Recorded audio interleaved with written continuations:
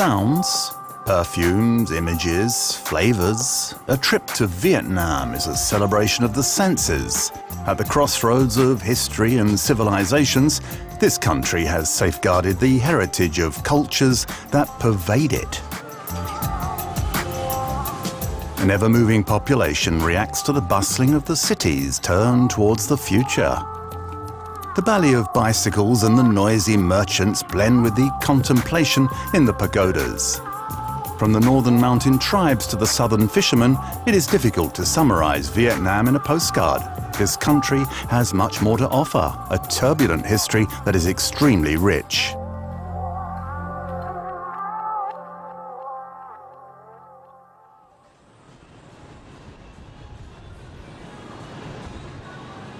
Ho Chi Minh City, formerly Saigon, crystallizes all of Vietnam's paradoxes from its ancient history and colonial past to its communist regime and unavoidable move towards the bright horizons of the consumer society. It is here that the changes sweeping Vietnam are the most obvious. From all over the country, this city attracts people who hope to have a better life. Here, we touch upon the essence and paradoxes of modern Vietnam. The motorcycles, cell phones and miniskirts of the younger generation coexist with the pagodas, political convictions and religious faith of the older generations. Marx is talking and MTV answers. Ho Chi Minh City has not given up its old name. Here, people still call it Saigon.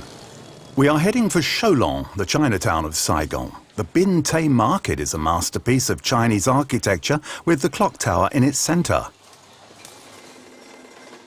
The soil produces rice and the sea and rivers are rife with fish. These two ingredients are the foundations of Vietnamese cooking. Its very long coastline offers the Vietnamese an amazing variety of shellfish and fish.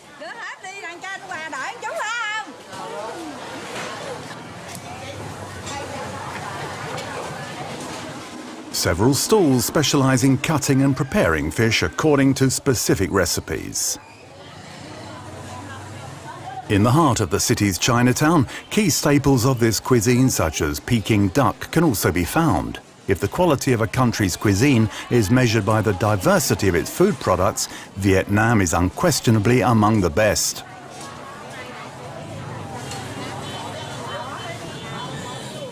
After the leading products in the supporting roles, a myriad of sharp-tasting roots and aromatic plants that give snacks, soups and stews their spicy and original flavors. Pho, or noodle soup, can be found almost everywhere. It's a nourishing and balanced, handy and economical meal.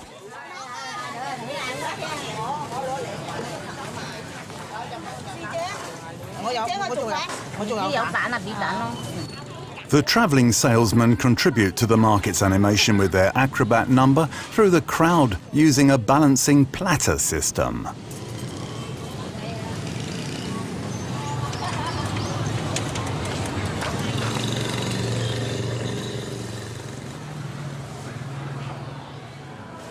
Religious monuments, mainly pagodas in various styles, Chinese or Vietnamese, are scattered throughout the city.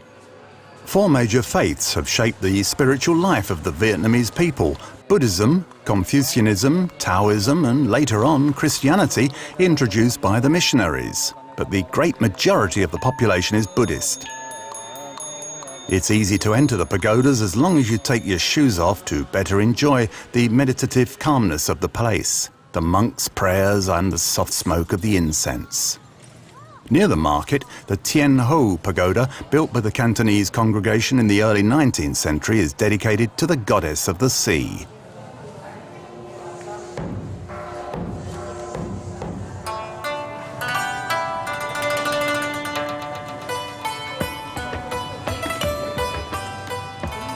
According to this faith, this deity can cross the oceans on a mat and ride the clouds to save boats in distress.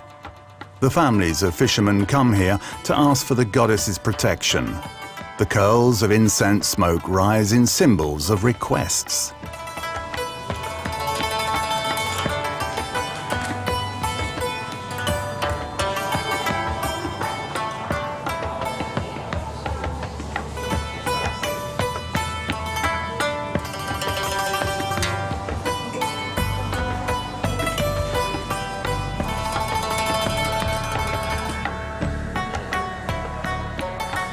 On the altar, 3 figures of Tien Ho line up flanked by 2 guardians.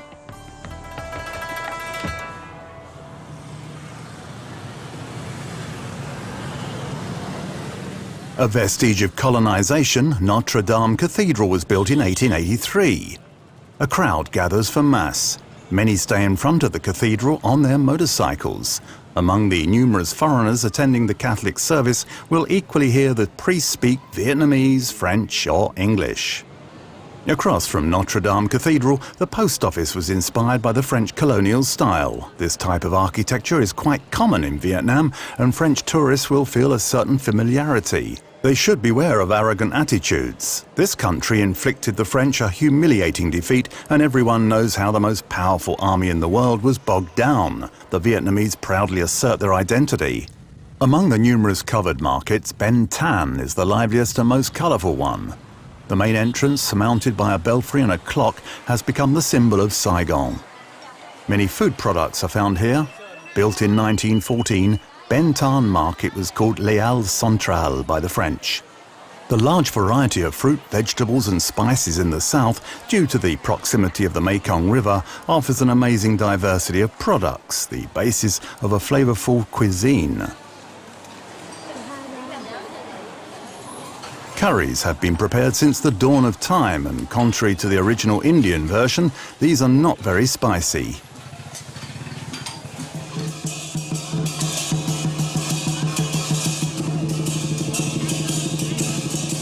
Artistic life is very rich and often influenced by the religion.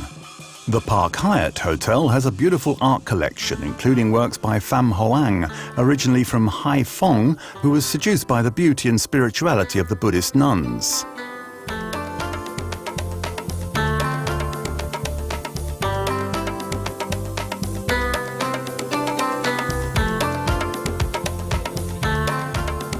Formerly called the Museum of Chinese and American War Crimes, the War Remnants Museum is one of the most visited by the Westerners. Most of the atrocities displayed here were also widely shown in the West. Nevertheless, the details of these exactions presented by the victims themselves remain very impressive. The war has left deep wounds, practically no family was spared.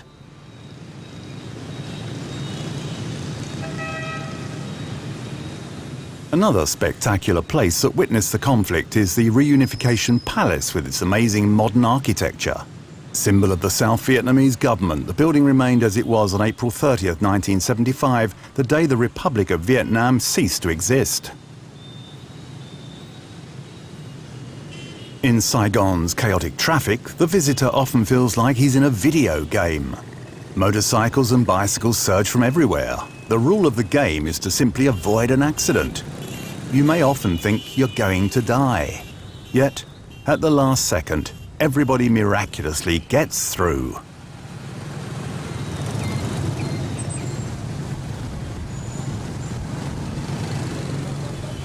The game intensifies during floods, but apparently everybody seems used to moving around in these conditions, yet many accidents are to be deplored.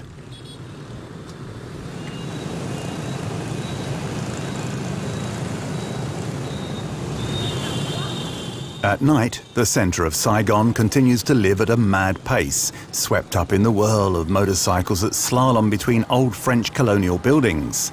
The old town hall is one of the city's major landmarks, an easy meeting place from where you may go on until the next morning.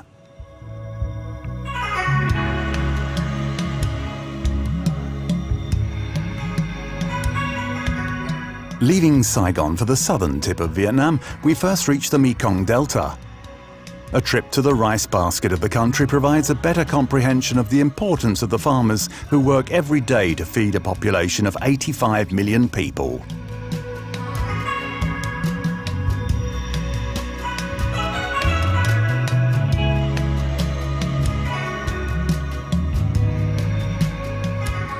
The Mekong Delta not only feeds its inhabitants but the entire country, and also exports a major part of its production.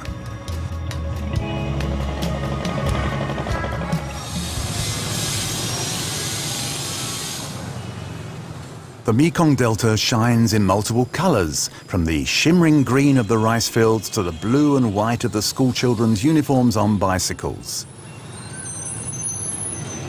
It's a pity the pollution and stress deprive us of the smile of these elegant Vietnamese.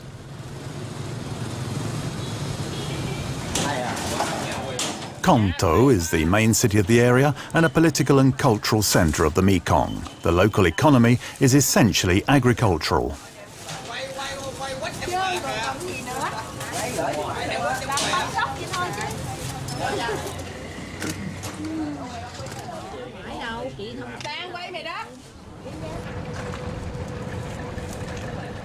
This charming and vibrant city is connected to the other towns of the delta by a network of canals and small rivers. The floating markets attract many wholesalers and farmers. Contrary to the Thai markets, where small wooden boats slip through narrow canals, the Vietnamese markets are usually set up in places where the river is wide.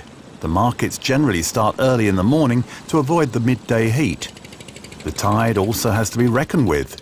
To navigate, the larger boats must wait for the water to rise.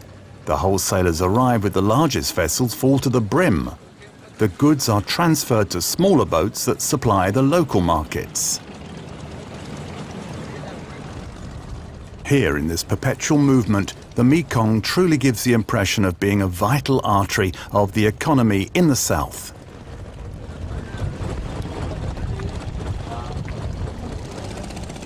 The merchants set up long poles on their boats so the goods they sell can be identified.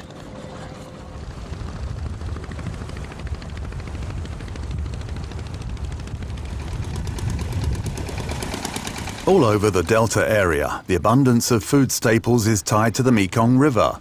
Shaped by silt deposits and due to a continuous sedimentation process, the delta relentlessly and naturally extends into the ocean, currently at the rate of 80 metres per year. The Mekong is so wide that the tide makes its way up the river. In addition to the numerous rice fields and fish farms, the rich fertile soil produces fruit, coconuts and sugarcane. The mainly rural delta area is one of the most populated of Vietnam, and intensive agriculture is used on practically every piece of land.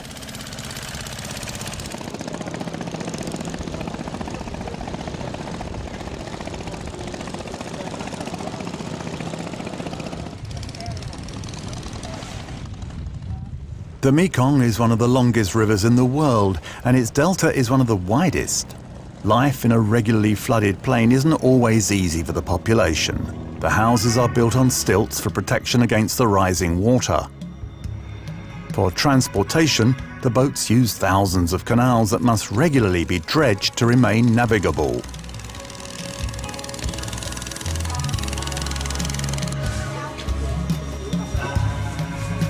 Making rice paper is a traditional activity. It is used to make spring rolls and deep-fried nem rolls. The paper is steamed over a brazier fed with rice straw. In the ancient Indian language, the word rice was danya, which means sustainer of the human race. This word also accurately describes how important rice is for the Vietnamese.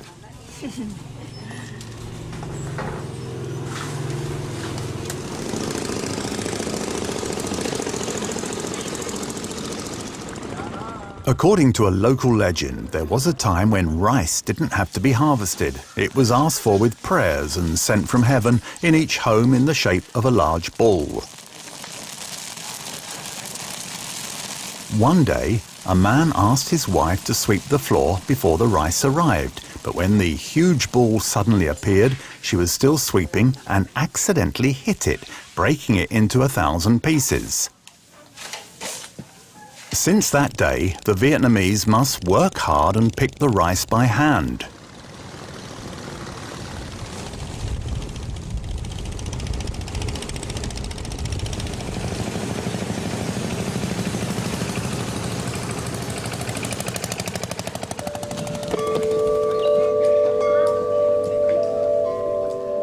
We are heading north to the high plateau area in central Vietnam.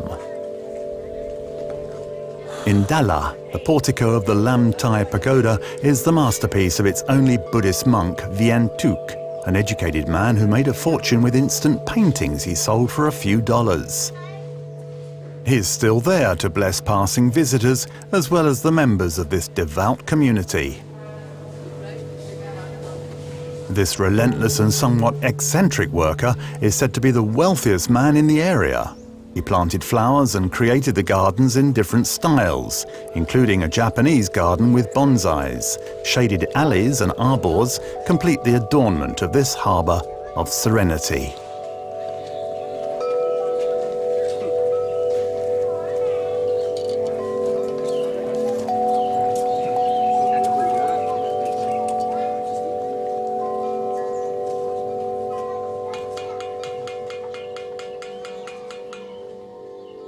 Jewels of the Highlands, the Dalar region is strewn with lakes, waterfalls, gardens and forests.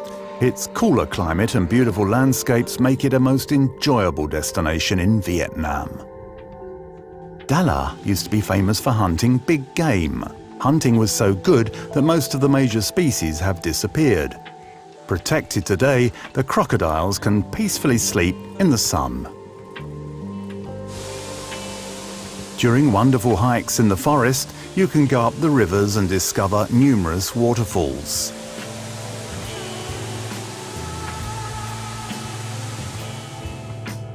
Dalar has preserved the features of an old colonial city. The cathedral with its strange architecture was finished in 1942 for the French residents and vacationers. The cogwheel train station also is a witness to this colourful colonial past. An old Russian steam engine is exhibited inside. In 1929, the cog railway connected Dalar to Tap Cham, and it was reopened for tourist purposes to reach nearby destinations. Here you can visit the magnificent Lin Phuoc pagoda, finished in 1952. A huge dragon watches over the place.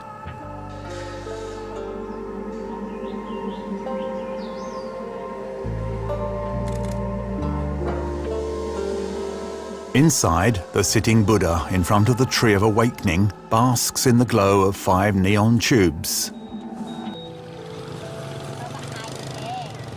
It is 4 in the afternoon and the town's streets liven up as school is over. Car sharing in Western countries is timidly developing, but here, motorcycles are used as public transportation.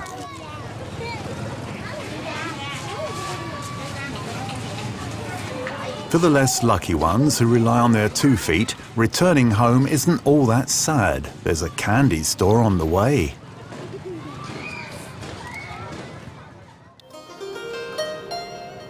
The sun is rising over Xuan Huong Lake in the centre of Dalar. It owes its name to a Vietnamese poetess from the 17th century, famous for her virulent attacks against social conventions. Dalar's reputation as the jewel of the high plateau has by no means been misappropriated. The rising mist uncovers an absolutely beautiful landscape and unveils a slightly nostalgic vision of Vietnam. Dalar entertains its colonial past, its outdated atmosphere. The French presence of the Indochina era can still be felt. Dalar hosts sumptuous homes, including the summer villa of the Emperor Bao Dai. During the Vietnam War, the city was the object of a tacit agreement that saved it from attacks and bombings. The South Vietnamese officers trained at the academy, while the elite of the Saigon regime rested in their villas, as well as the Viet Cong dignitaries in their nearby residences. The city surrendered to the North Vietnamese troops on April 3, 1975. Heading towards the Lang Biang Mountains, you enter a world of forest, home to numerous ethnic minorities such as the Lat. They live in this region and try to preserve ancestral traditions in a lively way. Often the allies of the Americans, the Vietnam government during the war made them pay a high price for their emancipation dream. The houses of the Lat are built on stilts and the walls made of planks. Krajam Hai learned French with missionaries in the 1950s and remembers a time where the Lats were free. The coloured poles are the memory of the past. They mean that before being Christians, we were animists. We had many gods, tigers, elephants and many other animals. To honour them, we killed a buffalo with the coloured pole.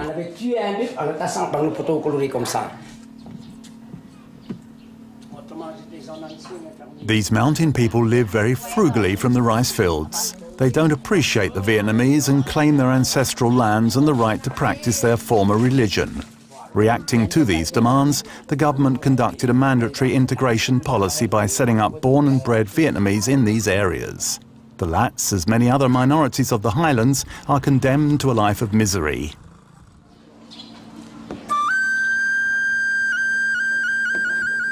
Silk embroidery is a very popular Vietnamese art. Special artisan centres exhibit the most beautiful works that sell for high prices.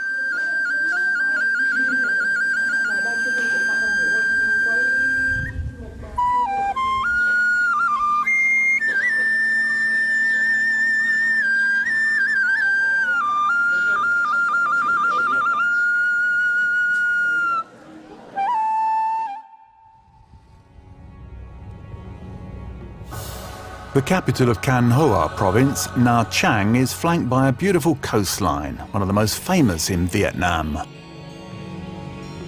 An impressive fishing port hosts multicoloured boats that anchor here at low tide. On the docks, fish is drying in the sun. The fishermen go out to sea mainly at night. During the day, they rest and take care of their equipment.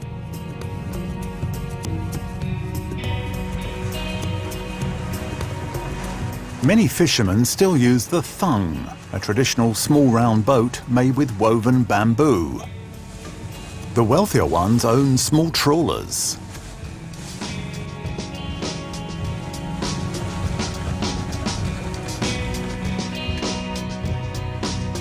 The islands around Nha Trang accommodate fish farms where many fishermen of the area work as well as live.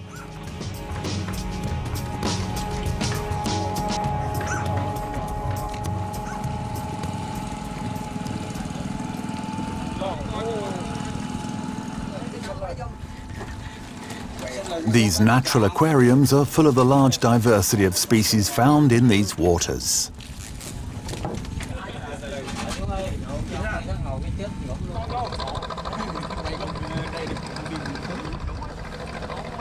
The thung is an essential means of transportation to go from one farm to the next.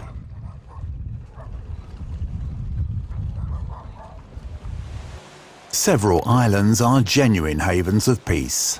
In Ninh Van Bay, you can stay in a sumptuous villa resort with wooden roofs and enjoy the beauty of the seashore, where days peacefully go by to the rhythm of the fishing boats' movements.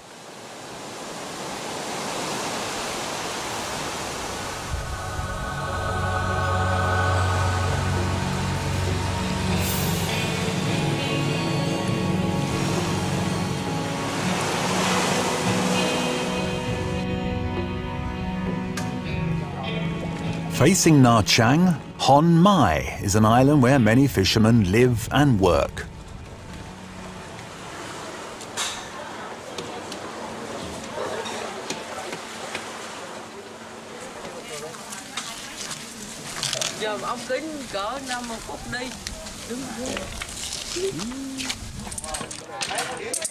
During a break or waiting for the tide, the fishermen play their favourite game, dominoes. Here you have the feeling of a constantly moving world where there is always something to do.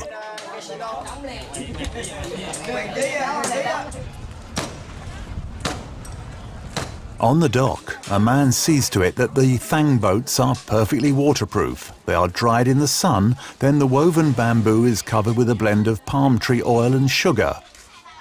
This syrup is especially effective. It prevents water from seeping in and keeps the boat dry for navigation. Hon Mai is a lively and authentic island where you share the life of these seafaring people of the Vietnamese coast. Aside from the lagoon, the astonishing religious buildings of the Cham dynasty. The Po Naga complex was built between the 7th and 12th century on a site used for Hindu worship as early as the 2nd century. Today, the Chinese and Vietnamese Buddhists come here to pray and make offerings. The towers shelter the sanctuary of Yang Ino Po Naga, the goddess of the Dua clan that reigned over the south of the Cham kingdom. On the other side of the city, the Lon Son Pagoda is worth a detour. Built at the end of the 19th century, it protects a laying down Buddha.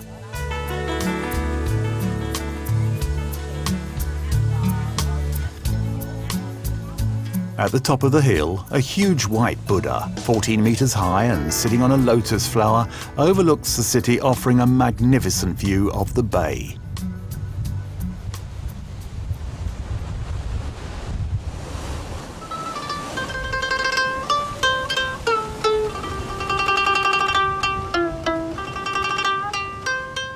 These landscapes call for relaxation.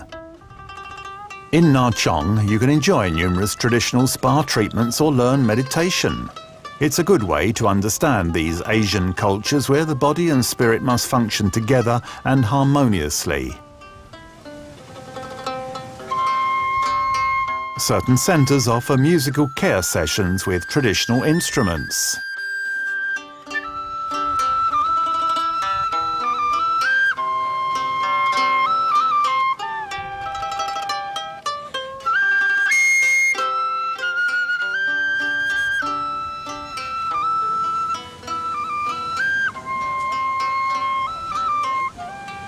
In traditional Vietnamese medicine, many illnesses are attributed to the pernicious winds. Using suction cups is a way to fight these nasty breezes.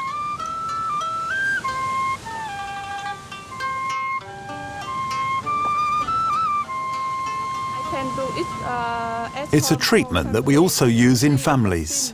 Fire cupping allows to eliminate stress and toxins without leaving marks on the body. It comes from traditional medicine.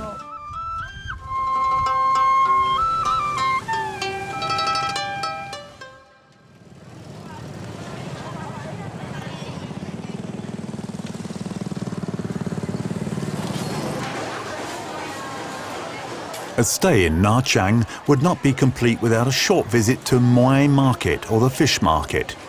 You will be in the middle of one of the most extraordinary fish selling spots in the world. The number of species is definitely impressive. All creatures that live in water and can be eaten are available here. Confrontations can be surprising, and a Westerner may have had a hard time imagining that some of these beasts could end up in his plate.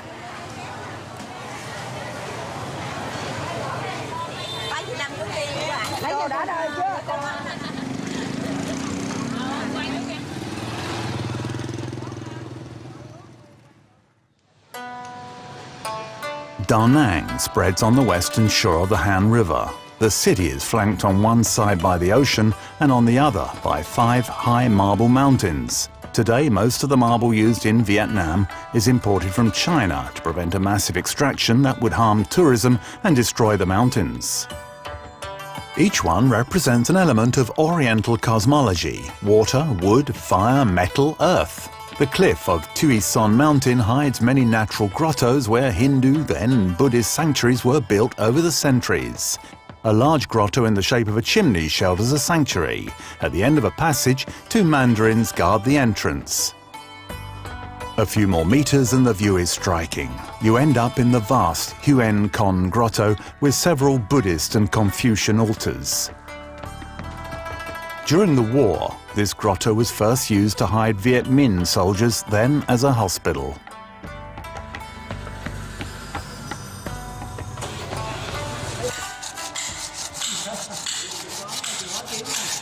On the southern side of Tui Son, the small village of Non Nuoc. It is here that artisans create beautiful marble sculptures, an impressive work that enjoys great success among the Asian clientele. Near the Marble Mountains, a gigantic beach, China Beach, owes its name to an American TV series.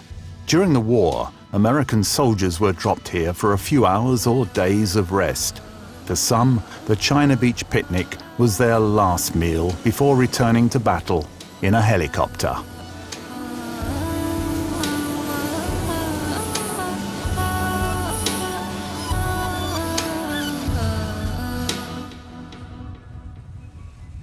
A genuine live museum, Hoi An is a harbour. A stroll here is mandatory to enjoy its tremendous charm and enchanting setting. Known under the name Phi Pho, when the first Western traders came here, it was one of the major international seaports of Southeast Asia from the 17th to 19th century.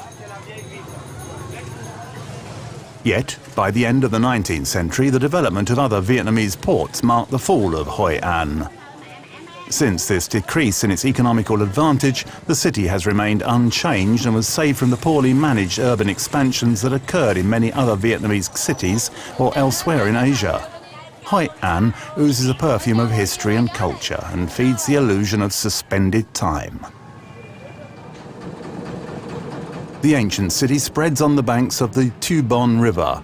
This is where the activity is the most intense, with its floating market. Walking in this labyrinth, taking in the scents, admiring the faces, listening to this never-ending bustle, observing ordinary life, you will touch upon one of the facets of today's Vietnam, where an important part of the population leads a traditional life that is not always easy.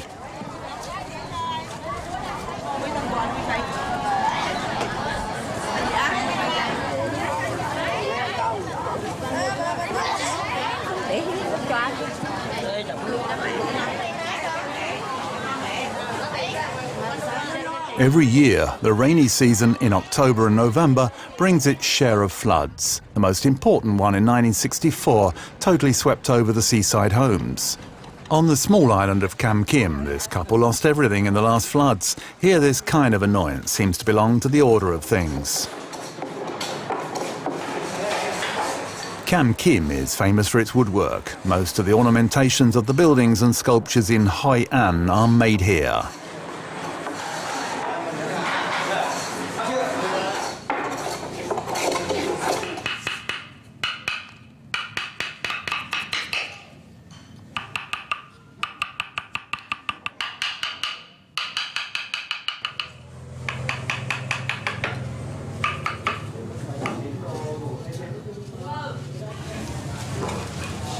The Tan Khai house, built 2 centuries ago for a rich Vietnamese merchant, illustrates the amazing talent of the region's artisans. Its layout reveals the Japanese and Chinese influences on local architecture. The ceiling is supported by 3 beams in different sizes.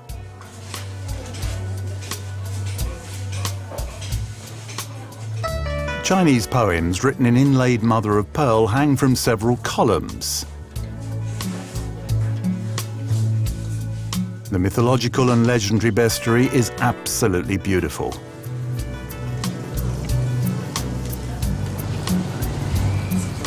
Outside, the walls still bear the marks of the last flood. But a few weeks later, the streets are clean again and nothing reminds us of the phenomenon's violence. Since 1999, UNESCO has listed Hoi An as a World Heritage Site. The ancient city greatly profits from regulations that try to preserve its heritage by opening the doors of historical and cultural monuments to visitors and regulating the traffic of motorized vehicles. In these conditions, Hoi An could preserve this peaceful atmosphere that contributes to its charm and reputation.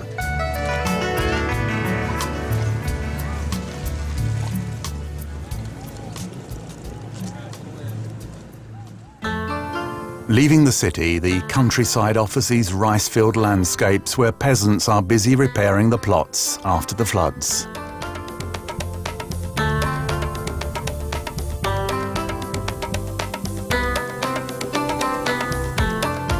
The hyacinth fields were also destroyed. In the meantime, fishing goes on.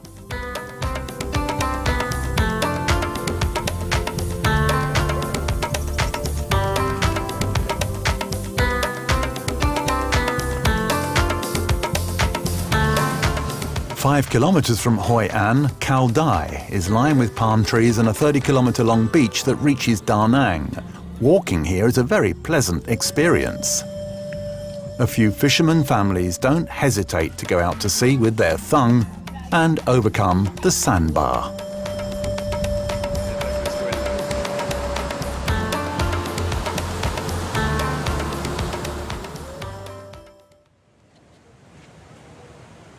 Leaving Hoi An, we have to take the high sea and cloud pass, then descend on the other side towards Lang Ko and its lagoon. Lined with palm trees, Lang Ko is a pleasant fine sand beach like an island. On one side, it faces a blue turquoise lagoon, and on the other, the China Sea. These splendid landscapes of Lang Ko are visible north of the Hai Van Pass.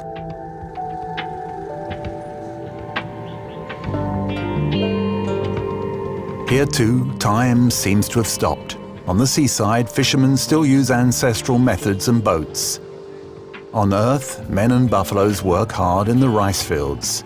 Everything here offers images of a Vietnam we think is eternal.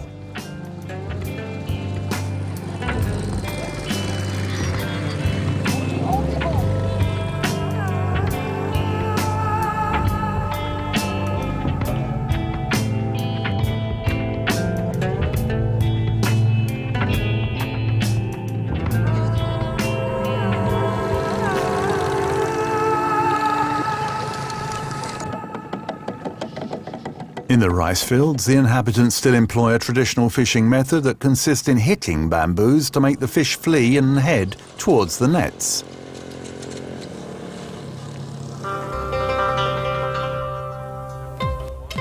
Near Vinh Hien, strange constructions appear. These family tombs and temples are spacious, opulent and colourful. The families rival in ingenuity to offer the most beautiful resting places to their ancestors. The Vietnamese call it the City of the Tombs. This island has witnessed the exodus of many boat people. Today, the Vietnamese living abroad finance these amazing constructions. In the Hue region, the former imperial capital, the cult of the dead takes on an even more spectacular dimension. The majestic tomb of Tu Duc, built between 1864 and 1867, proudly sits among frangipan trees and pine trees. Tu Duc was buried in this harmonious monument that he had designed himself. The expense was tremendous and the workers forcefully recruited.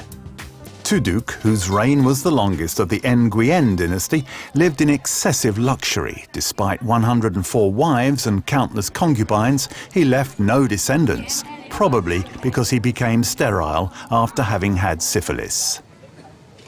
Another impressive tomb of this valley of the Vietnamese kings is that of the Emperor Khai Dinh, who reigned from 1916 to 1925. The construction of the imperial tomb lasted longer than his reign, as it was finished in 1931 after 11 years of work.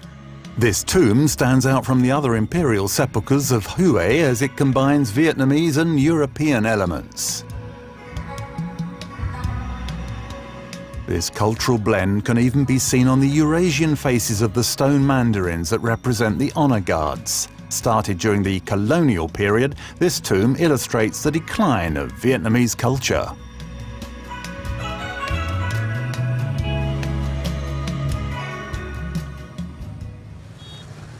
Hue is the ancient imperial capital and thus a major cultural and religious centre.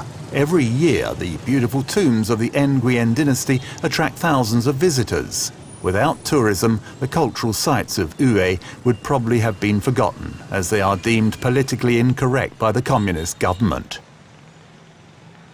The construction of the citadel, surrounded by moats spreading over a 10-kilometre perimeter, was started in 1804 on a site chosen by Emperor Jia Long's geomancy experts. The imperial city located in the citadel is in itself protected by a canal and brick walls 6 metres high. Inside the citadel, many buildings were destroyed during the Tet Offensive in 1968. These monuments are a testimony to the luxury surrounding the Nguyen dynasty that reigned and consolidated the unity of the country during a century and a half up to French colonization.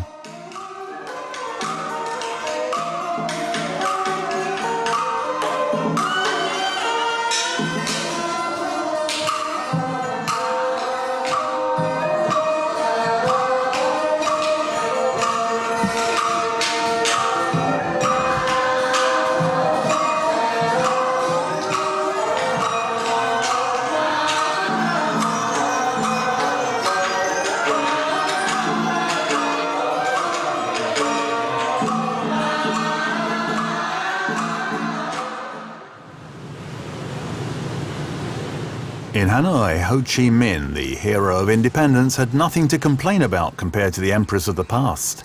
The resting place of Uncle Ho established a personality cult. His mausoleum is the most visited monument of Vietnam. It is closed to the public 3 months a year as the mummified corpse of Ho Chi Minh is sent to Russia for special care. The district of the presidential palace comprises ancient colonial houses used today for embassies and army headquarters.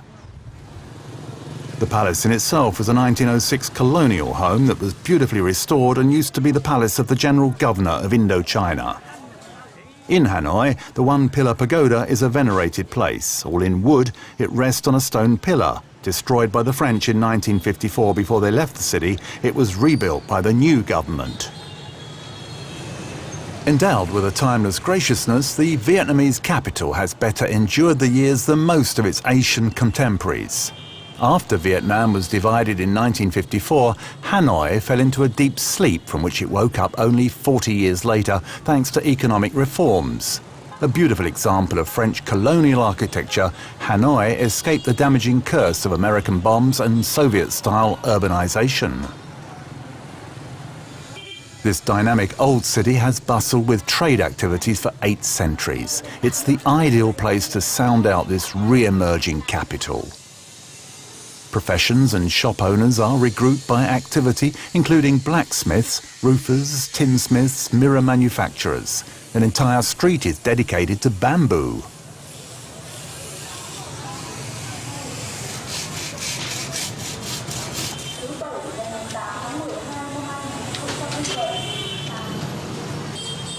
Elsewhere, you can find all the painted lanterns that illuminate the calendar's holidays.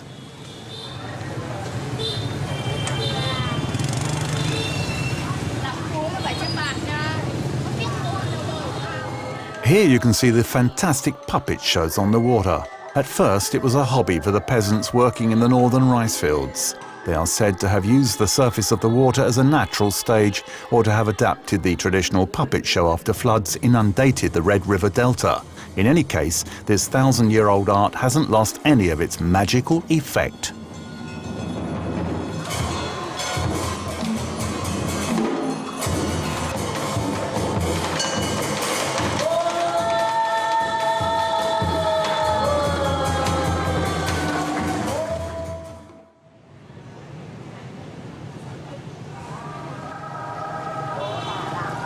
In the heart of Hanoi, Hoan Kiem Lake is such a beautiful place.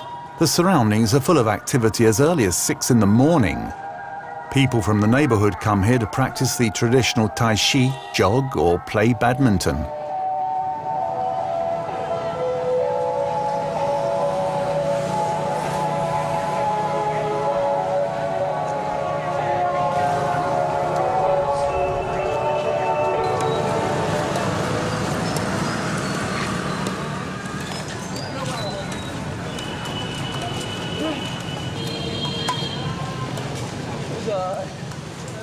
Blending Asian serenity and Parisian elegance, Hanoi enters paradoxes in a communist country where the chic district's boutiques offer the latest in terms of international fashion. Here again, the nostalgia for the colonial era prevails with beautiful buildings and their French-style decoration. Just pull the drapes and you'll think you're in Paris. Giving onto the lake, the opera prolongs the stroll in a Parisian atmosphere. Luckily, Hanoi also has marvellous monuments in the traditional architectural style. 2 kilometres from Hoan Kiem Lake, the Temple of Literature is a true haven of peace. Built in 1070 by the Emperor Li Tan Tong, it was dedicated to Confucius to honour the educated and the great authors. In 1076, the first university of Vietnam was inaugurated here, destined to educate the sons of mandarins.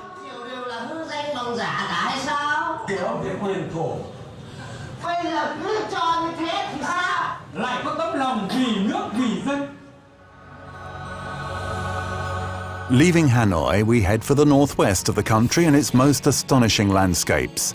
These mountain regions are also home to ethnic minorities whose lifestyle, for some, has remained unchanged for generations, despite exterior influences.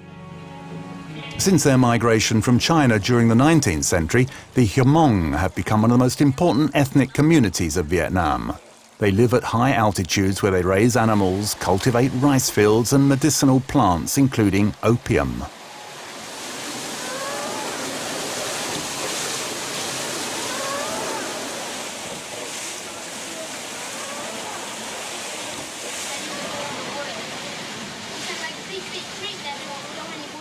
They are divided in several subgroups, the black, white, red, green and flower Hmongs, noticeable by the discrete variations of their traditional costumes. But their ancestral culture is fragile and their lifestyle is rapidly evolving. The government tries to encourage tribes to become more sedentary by using schools as an incentive. Language and education also become means of integration without taking into account the specificity of these populations.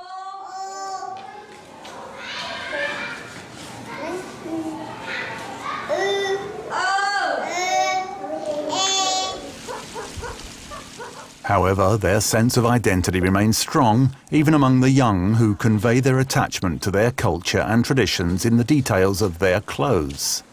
These high leggings that one ties around the calf are a major element in the attire. If you are a Hmong, you must wear them because we don't wear pants. When we go into the mountains, it's a good way to protect yourself from snakes and mosquitoes.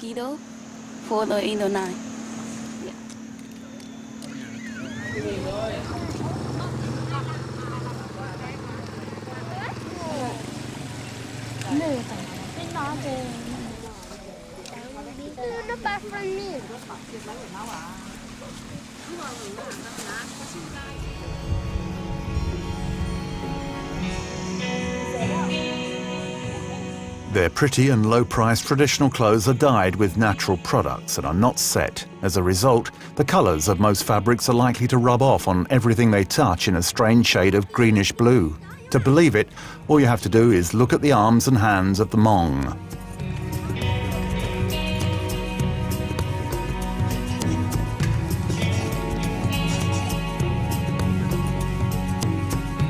For these minorities, life has always been difficult. Their most successful staple is opium, a product that never was fully tolerated by the Vietnamese authorities. Vietnamization has only worsened the situation.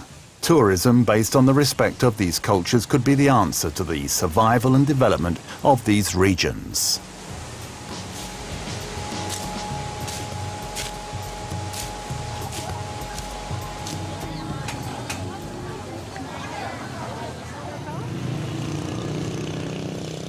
Almost daily, the mountain people of the area put on their shimmering clothes and head for the supper market.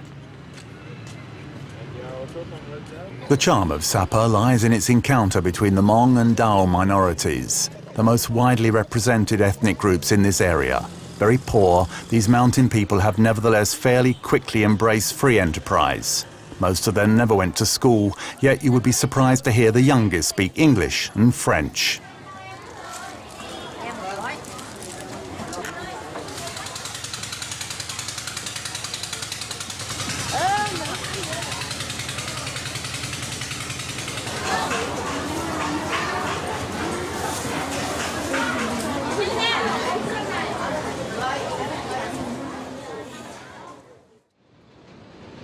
It is hard to come to Vietnam without visiting the legendary bays of the Gulf of Tonkin. Bathed by the Red River and the ocean, the fertile northern area is the cradle of Vietnamese civilization. The stormy historical relationship between Vietnam and China was born here. The island of Cat Ba is the first stopover to these peaceful bays whose beaches are unfortunately the object of negotiations to build hotels. However, in the centre of the island, the authorities had the good idea to create a natural reserve that shelters several endemic species. Birds, mammals, medicinal plants, rare wood and thousands of butterflies can peacefully prosper here.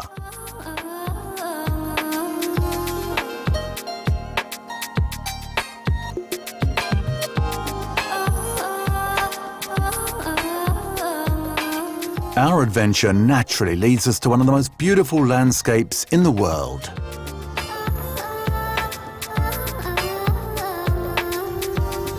Imagine 3,000 islands rising from the emerald green waters of the Gulf of Tonkin.